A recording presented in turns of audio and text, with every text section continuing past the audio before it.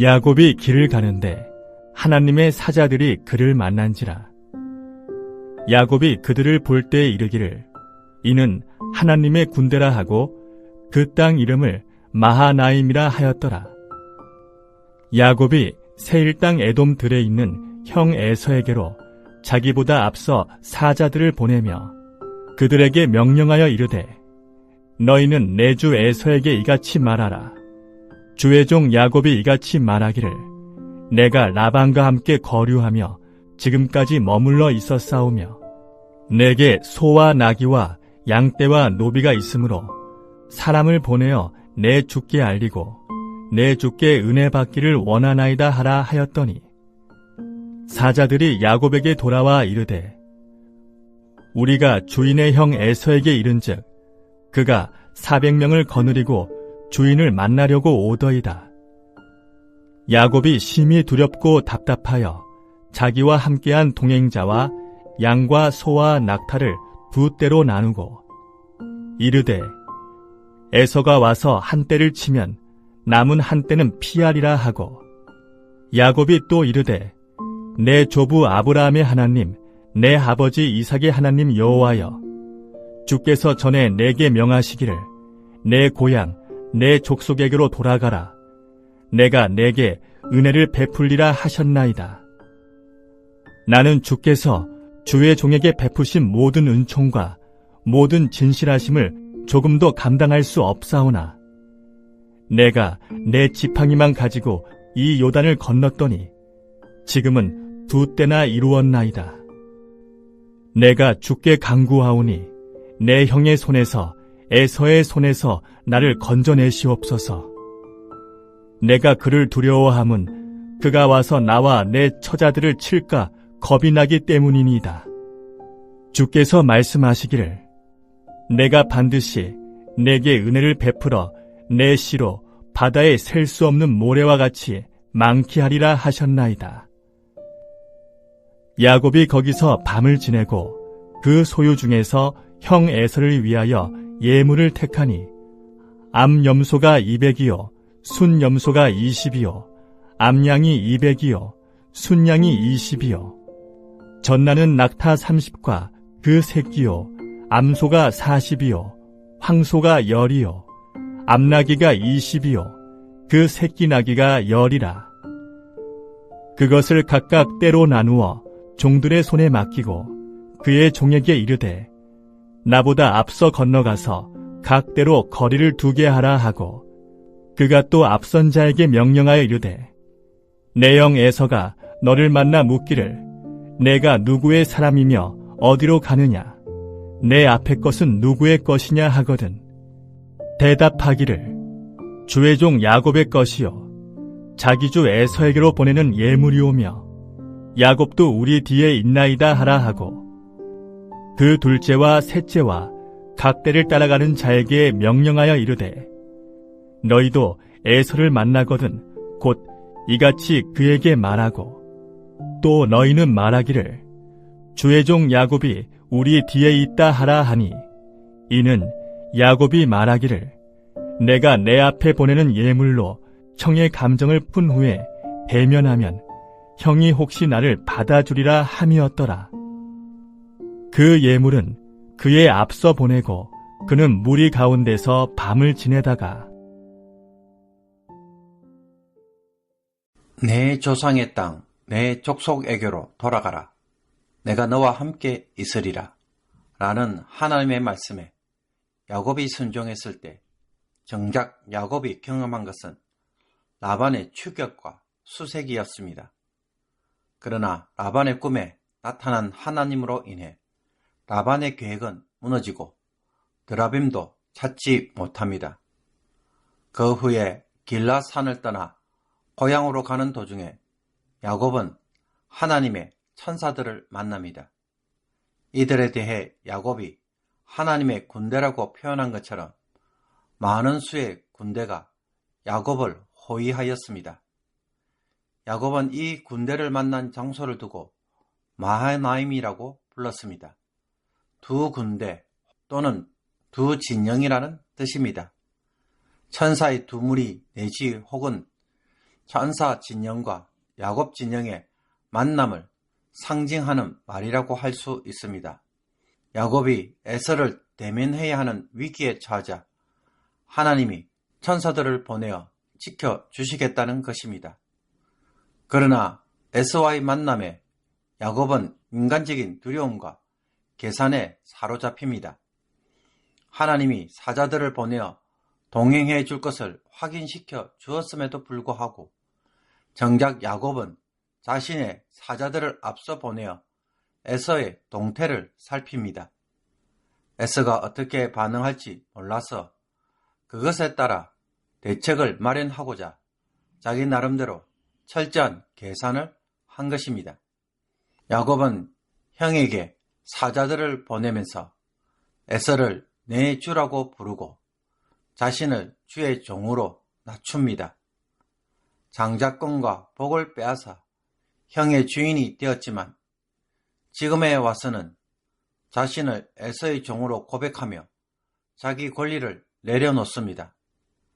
그리고 사자를 통해 자신의 귀향이 늦어진 이유를 설명하고 자신의 소와 나귀와 양떼와 노비가 있다는 사실을 전달하므로 에서와 상속에 대하여 다투거나 혹은 빼앗을 의도가 없음을 분명하게 알립니다.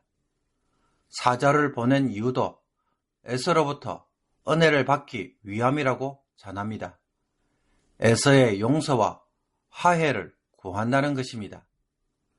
야곱이 보낸 사자들이 에서로부터 전가를 받고 돌아왔을 때 야곱은 에서가 400명의 군사를 거느리고 주인을 만나러 온다는 말을 듣습니다. 그 순간 야곱은 심히 두려워하고 답답해합니다.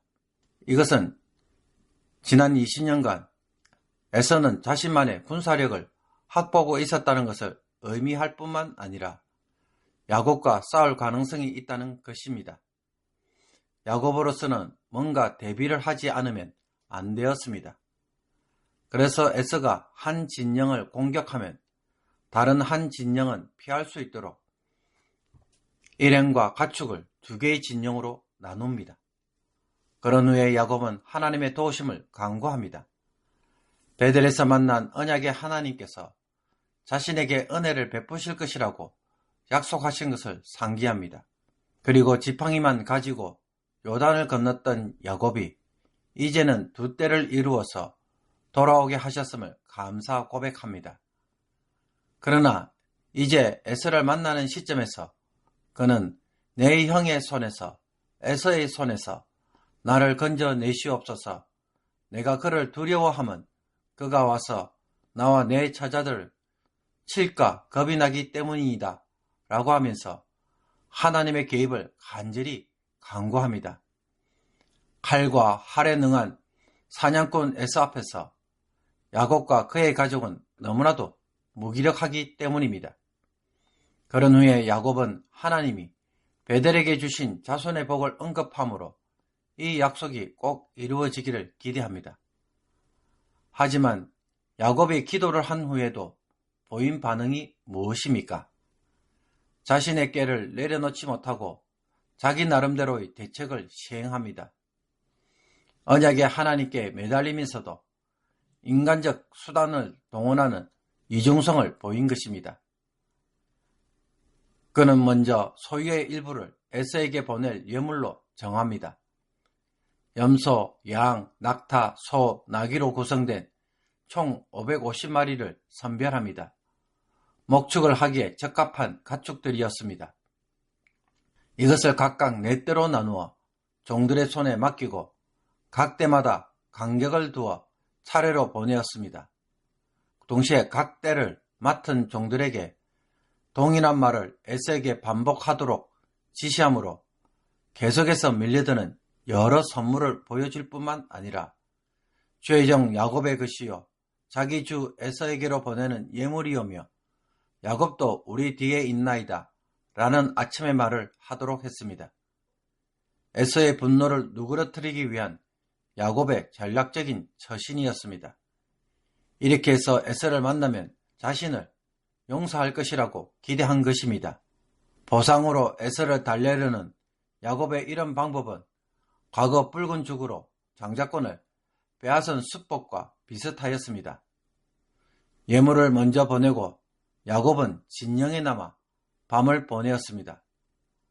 그러므로 야곱처럼 심히 두렵고 답답할 때 여러분 어떻게 하십니까?